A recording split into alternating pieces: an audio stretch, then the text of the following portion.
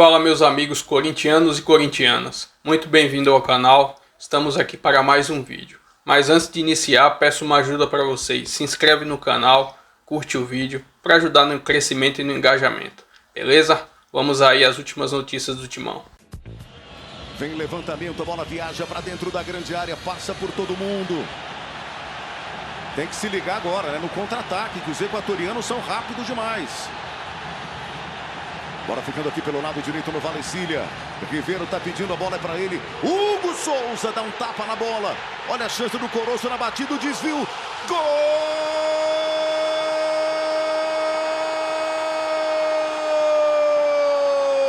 Coroço!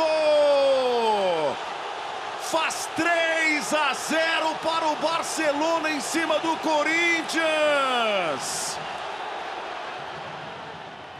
No esperábamos que iba a ser duro, difícil. Gracias a Dios pudimos hacer 3 goles, que es un resultado muy importante. La verdad que no, la verdad que sabíamos que iba a ser muy complicado, yo creo que 1 o 2, pero gracias a Dios se pudo incrementar el resultado y estamos muy contentos por eso. Cuando se falla hay que reconocer que fallamos, porque nosotros también estamos reconociendo que fallamos, no estamos diciendo que no, fallamos, le fallamos a la gente, le fallamos al público, a todo el mundo, pero bueno, ahora seguramente el equipo y nosotros vamos a pretender una reacción. Tenemos que reaccionar. Corinthians es grande. ¿Cómo reaccionaron el año pasado en la dificultad más grande que me tocó vivir a mí como entrenador?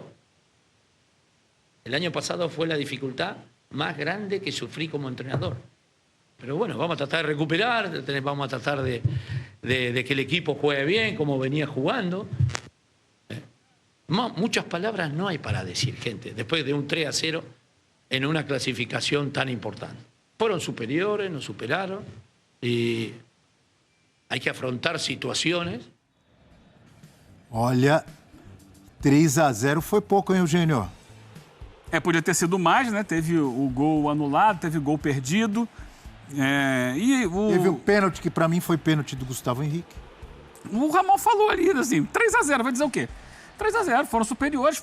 Eu acho que, em primeiro lugar, Abel, é preciso destacar, o que a gente não costuma fazer por aqui, a grande atuação do Barcelona de Guayaquil. O time jogou demais, botou a bola no chão, tabelou, criou, construiu. Velocidade também. Né? Dominou o jogo. Um time, é um futebol, né? O Barcelona é o maior clube do Equador. E a gente, na Libertadores, muitas vezes vê clubes que jogam ali para jogar na retranca, tentar um contra-ataque, tal, uma bola parada. E não é a característica do Barcelona. Ele perde e ele ganha jogando bola. É um time que gosta de jogar bola. Eles lá têm esse gosto, essa escola. Como a torcida gosta que o time jogue. E eles jogaram bola, botaram a bola no chão, foram para cima, dominaram. Aí a gente vai debater, vai discutir os muitos problemas do time do Corinthians ontem. A escalação inicial, com uma linha de 5 atrás, somente 2 no meio de campo. Acho que o Corinthians perdeu completamente o meio de campo ali. A pouca participação dos 3 homens de frente, no momento sem a bola. Vídeo no banco de reservas. Então, é uma leitura, eles entenderam melhor colocar mais um zagueiro, porque é aquela história, você cobre um santo e descobre outro. Tá tomando muito gol de bola aérea, então bota mais um zagueiro, coloca 3 zagueiros altos para evitar a bola aérea. Até evitou, embora tivesse o gol contra ali, né? Só que aí você descobre o meio de campo, você deixa 2 volantes no meio de campo, que normalmente o time está acostumado a jogar com 3 homens ali, e você perde o controle da partida. Outra questão vai ser relativa à questão dos 3 homens de frente, que, como eu dizia, sem a bola participam muito pouco do jogo. Tanto o Garro, quanto o Yuri, quanto o Memphis. E ele tenta mudar no segundo tempo, mas aí o time adversário já estava embalado, já tinha encontrado os caminhos. Quando ele tenta reorganizar a equipe, né, na volta do intervalo. E o Corinthians tenta subir marcação, tentar marcar no campo de ataque, não consegue marcar no campo de ataque. E aí deixa espaços atrás. Uma atuação realmente muito ruim no aspecto coletivo e individual, né, praticamente de todos os jogadores do Corinthians. Agora, vou lembrar de uma coisa que a gente falou no nosso grupo, né, Abel? Diga. O Garro não deu a bola pro Yuri. Tava 0-0, contra-ataque. Era só ele inverter, o Yuri chegava pela direita. Duas oportunidades pro passe. Ele teve... 2 oportunidades pro passe no lance. Ele teve de 5 a 10 segundos para pensar com a bola no pé. E era só tocar e ele insistiu em continuar com ela. E nós lembramos do que, Abel? Do jogo contra o Racing, Lá em Avejaneda, né? E ele teve um contra-ataque para tocar a bola e não tocou pro Yuri Alberto também. Exatamente. Pro Yuri Alberto. A gente tem os lances aí, esses 2 lances. A gente vai mostrar, inclusive, porque, olha só, é esse contra-ataque. Olha o Yuri arrancando aqui pela direita. Só inverter. Olha Botou só. na frente, gira. Agora. Já podia ter tocado Era ali, ó. Era ali. Ele conduz e tenta, na última hora, um corte ali. E é desarmado pelo excelente Leonais Souza. Ele teve volante brasileiro que jogou muito ontem. 2 oportunidades. Aí já podia ter tocado. Aí, de novo, carregou até perder a bola. Se ele toca, o Yuri Alberto entra com bola e tudo. A gente vai ver agora na sequência, Eugênio, já que você lembrou bem. Olha aí, contra o Racing. E aí foi Copa Sul-Americana. Não. Aqui, ó. Copa Sul-Americana, semifinal. Copa Sul-Americana, é verdade. Semifinal, é isso mesmo. Na hora a gente comentou isso no nosso grupo aqui, que o professor sempre lembra desse lance, né? O professor Celso. Aí, ó, vira aqui pro Yuri Alberto. Não virou. Nesse, pelo menos, ele tentou chutar. Ele teve a condição de tentar o chute, mas não era a melhor opção. Mas aí faz parte, são coincidências. Eu acho que não foi isso que determinou a derrota do Corinthians, né? Determinou a melhor atuação mesmo do Barcelona, repito, jogou muito bem. E o Corinthians agora vai ter que virar a chave para o jogo de volta semana que vem, aqui na Neoquímica, e sufocar o adversário com o apoio da sua torcida para tentar a classificação. Eugênio, não foi isso. Eu estou com você que foi coletivamente, individualmente também, a atuação desastrosa do Corinthians, mas isso também influencia. Não, se sai um gol ali, muda a história. Você tem um gol. Então, o Corinthians, vê se eu estou errado, teve 3 chances. Teve essa que ele podia ter tocado pro Roberto, não tocou. Teve uma do Memphis que ele recebe. Chuta mal. E podia ter chutado de canhota. Segundo tempo. Se ajeitou todo para chutar de direito e atrasou pro goleiro. E teve a bola na trave do Maicon, que ali deu azar. 3 chances, o Barcelona fez 3 gols e teve quantas? 5, 6? Hein, Breler? Bom dia mais uma vez. Bom dia, Abel. Bom dia, companheiros. Realmente, no primeiro tempo, então, o que o Corinthians não jogou, o Dom que usou a palavra correta, renunciar ao jogo, é uma postura muito covarde para um clube do tamanho do Corinthians. Eu entendo ali tomar precauções, até a linha de 3 zagueiros, ok, mas da maneira como o Ramon Dias armou o time, e mais uma vez a atitude que o Corinthians teve de esperar demais o adversário, o Eugênio faz a ponderação de que o Barcelona jogou demais, mas por outro lado, teve um time totalmente acuado, um time totalmente sem repertório, totalmente sem meio campo. O Garro, desde que voltou de lesão, tem produzido muito menos, tem errado muitos passes. Ontem uma taxa de aproveitamento de passes de 73%, para um meia como ele, que tem a obrigação de armar o jogo, de encontrar os companheiros, é um índice de aproveitamento muito baixo. Mas o Corinthians, como um todo, é realmente muito decepcionante. E aí a gente pode discutir algumas opções do Ramon Dias. Vai montar a linha de 3, e até o Félix Torres e o Gustavo Henrique tinham respondido bem contra o Mirassol, até ok mantê-los. Volta o Choca, que é um zagueiro mais inexperiente. E eu entendo que a temporada do André Ramalho é abaixo, mas o André Ramalho é um jogador mais cascudo, um jogador que dá um pouco mais de qualidade na saída de bola, até para sair desses momentos de pressão. Então, para mim, seria uma opção mais adequada, até porque o André Ramalho na linha de 3 funciona melhor do que na linha de 4. Então, é uma opção meio incompreensível do Ramon Dias. E aí, para sacar alguém, você tocou num ponto. O Carrilho, hoje, no Corinthians, é insubstituível, pela característica que ele tem. E ainda mais quando você não tem zagueiros muito técnicos lá atrás, você precisa ter um meio-campo em que todo mundo saiba jogar. E já tinha perdido o José Martínez. Vai com o Breno Bidon, que é um jogador mais fraco fisicamente. Então, o Ramon Dias entregou de bandeja o meio-campo para o Barcelona de Guayaquil, deixou o time plantado lá atrás e sem solução de saída de bola. Então, para mim, mais uma vez, num jogo de mata-mata, o Ramon Dias vai muito mal. Ramon Dias, desde o ano passado, tem deixado a desejar nos jogos de mata-mata. Ninguém questiona o quão importante ele foi no ano passado para tirar o Corinthians daquela situação, ameaçado de rebaixamento, mas pontos corridos à parte, o Ramon Dias em mata-mata tem sido um desastre. E não só no Corinthians.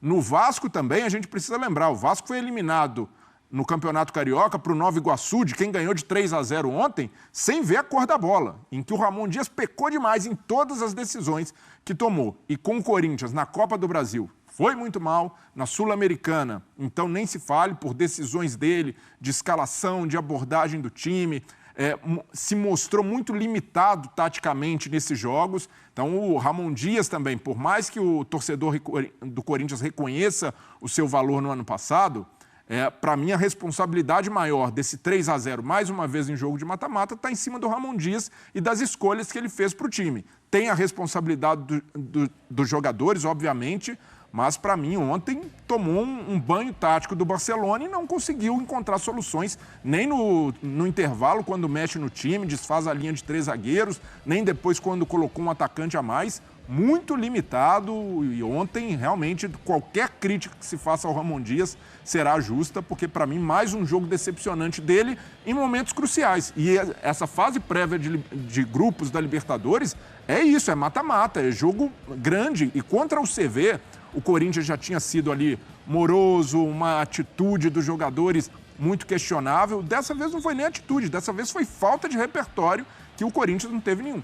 E aí, até no jogo contra o Mirassol, o Corinthians controlou um pouco mais o jogo, mas era um Mirassol que não ganhava de ninguém. 6 jogos sem vencer, 5 derrotas, um time muito sem treinador fixo. Então, o Corinthians também não dá para, no Paulista, nossa, que tinha reagido naquele jogo. Mais ou menos. O Corinthians, nos últimos jogos, principalmente nesses momentos decisivos, tem regredido bastante. Para ser justo e separar as coisas, acho que é legal esse destaque que o Eugênio colocou em relação ao Barcelona. Até porque é um clube que merece muito respeito, fazendo centenário, mais de 30 participações em Libertadores, 7 semifinais, 2 finais, 2 semifinais nos últimos 10 anos. O único clube fora de Brasil e Argentina, que agora, ano passado a gente teve Peñarol que entrou, né? Mas assim, até ele então, vinha sendo o único que estava chegando nas semifinais. E num momento que o futebol brasileiro cada vez mais rico. Então acho que você fazendo isso sem ser brasileiro ou argentino e por 2 vezes merece muito destaque. Então tem todo o respeito e a vitória foi gigantesca, mas a diferença técnica dos times para mim é notável. O Barcelona executou muito bem seu plano de jogo, mas é um time tecnicamente com muita dificuldade de circular a bola por dentro, rodar. Tanto que a grande virtude desse time é explorar o lado do campo com os pontas bem habilidosos, né? Principalmente o Coroço, que já tinha se destacado contra o Nacional, dando uma assistência espetacular para o Riveiro. O Oyola também um jogador importante, que tinha sido poupado em alguns jogos por questão física. O Donk, você destacou que ontem, né? Como o Barcelona, mesmo tendo passado sobre o El Nacional, também não tinha apresentado nada de um futebol vistoso. Exato, não foi brilhante, mas tinha essa força pelo lado e um time muito forte fisicamente. E o Corinthians, na hora de tentar neutralizar a situação da bola aérea, ali no primeiro tempo, não é a história do cobertor curto, para mim é a história do cobertor minúsculo, no caso, porque ele até evitou situação, ele defendeu bem sua área, só que jogando com uma linha de 5, 2 volantes, que são mais sair para o jogo, e o Breno Bidon até fisicamente mais frágil, né, do que fosse, por exemplo, um Carrilho.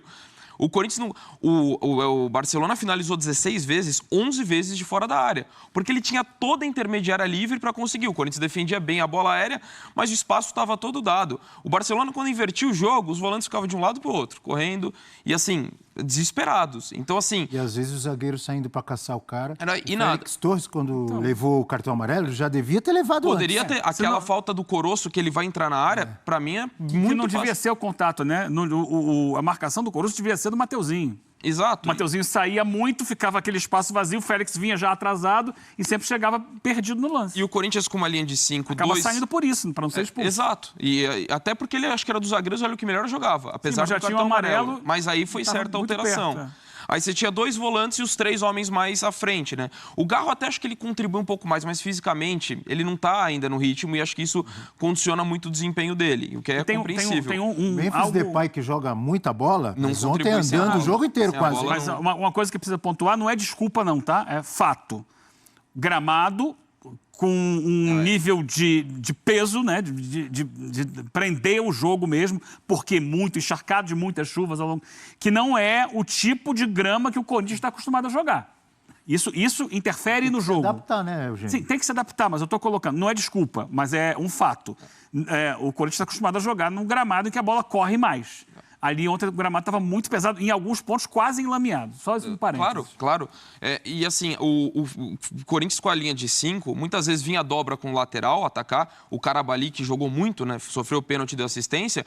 Porque quando você tem os 2 volantes e os 3 homens na frente e não marcam tanto, tinha espaço para o jogador de lado de campo. Então o Corinthians neutralizava a bola aérea, mas deixava o Barcelona cruzar de uma situação próxima e quando tinha o rebote, era todo do Barcelona. Então o Corinthians se preocupou muito em defender uma das suas fragilidades, que é a bola aérea. Mas ele deu todas as virtudes para o Barcelona atacar de outras formas. Então, assim, foi muito mal planejado a forma como foi o jogo.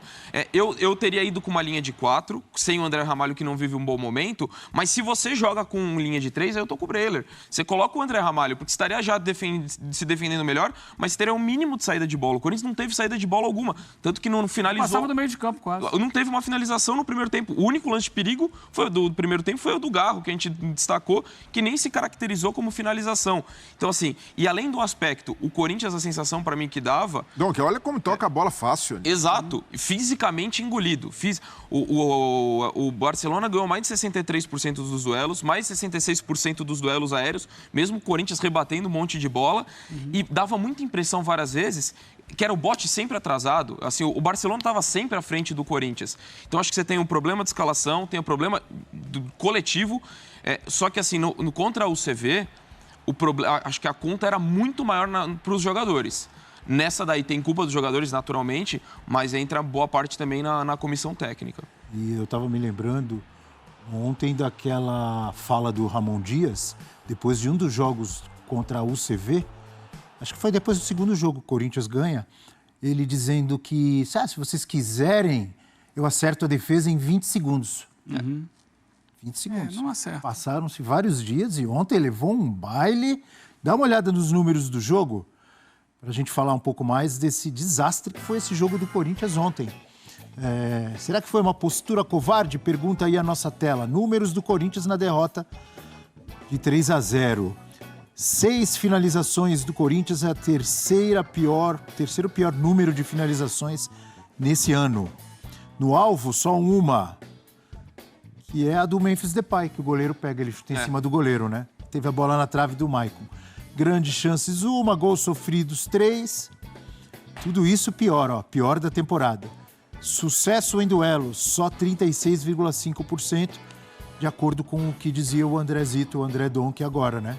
Que quase todos os duelos, a grande maioria, foram vencidos pelo Barcelona de Guayaquil.